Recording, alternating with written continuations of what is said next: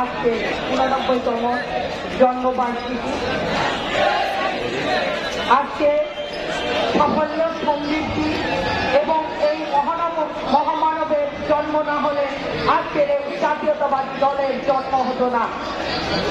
আজকে এই মহামানবের জন্ম না হলে আজকে এই বাংলাদেশ নামক ভূখণ্ডটির জন্ম হতো না। তিনি বাংলাদেশের স্বাধীনতার ঘোষক শহীদ প্রেসিডেন্ট জিয়াউর রহমান। তার আজকের এই জন্মবার্ষিকীতে দাঁড়িয়ে আমি তার শ্রদ্ধাভরে স্মরণ করছি এবং তার রুহের মাগফিরাত কামনা করে আজকের এই দোয়া এবং আলোচনা সভার সম্মানিত সভাপতি মঞ্চে উপবিষ্ট আছেন। আজকে এই দোয়া, মোনাজাত এবং আলোচনা সভার প্রধান অতিথি, প্রধান আকর্ষণ বাংলাদেশ জাতীয়তাবাদী দল নির্বাহী কমিটির ভাইস চেয়ারম্যান জনাব আব্দুল্লাহ বিট্টু উপস্থিত রয়েছেন। বাংলাদেশ জাতীয়তাবাদী দল কেন্দ্রীয় নির্বাহী কমিটির সহ সাংগঠনিক সম্পাদক আকন কুতুবুর রহমান উপস্থিত রয়েছেন। কেন্দ্রীয় নির্বাহী কমিটির আরেক সূর্য সন্তান, যিনি বরিশাল বিএম কলেজের ভিপি ছিলেন, সেই নেতা জনাব মামুনুল হক মান্নু উপস্থিত। মহানগর বিএনপির অন্যান্য নেতৃবৃন্দ উপস্থিত।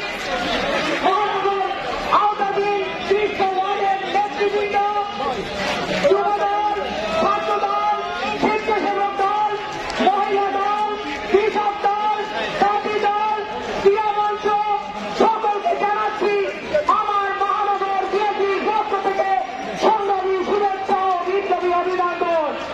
প্রিয় নেতৃবৃন্দ, আজকে বলতে চাই শহীদ প্রেসিডেন্ট জিয়াউর রহমান তার 19 দফা প্রতিটি মানুষের হৃদয়ে রয়েছে।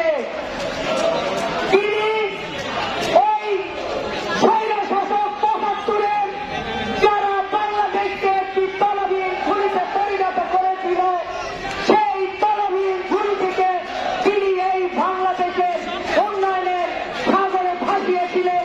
সেই শহীদ প্রেসিডেন্ট জিয়াউর রহমানের আজকে জন্মবার্ষিকী।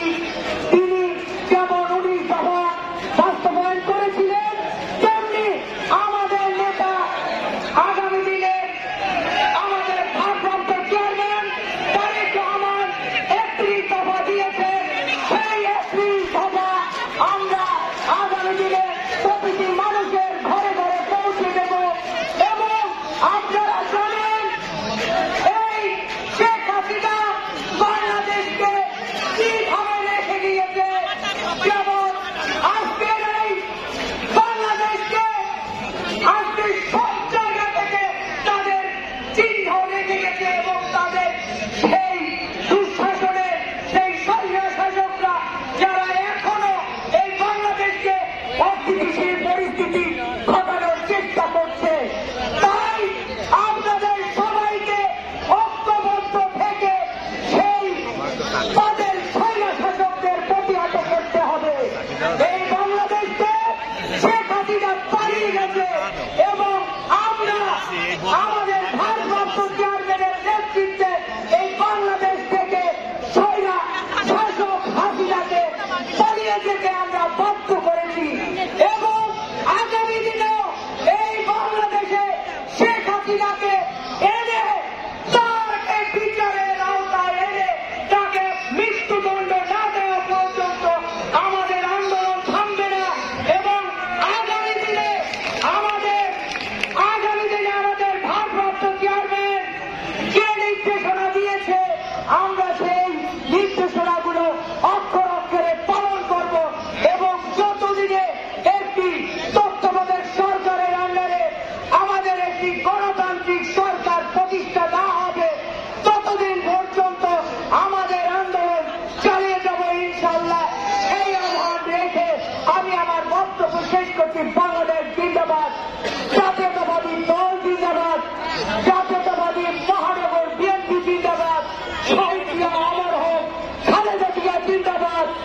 আগামী দিনে ভারপ্রাপ্ত চেয়ারম্যান জিন্দাবাদ, যিনি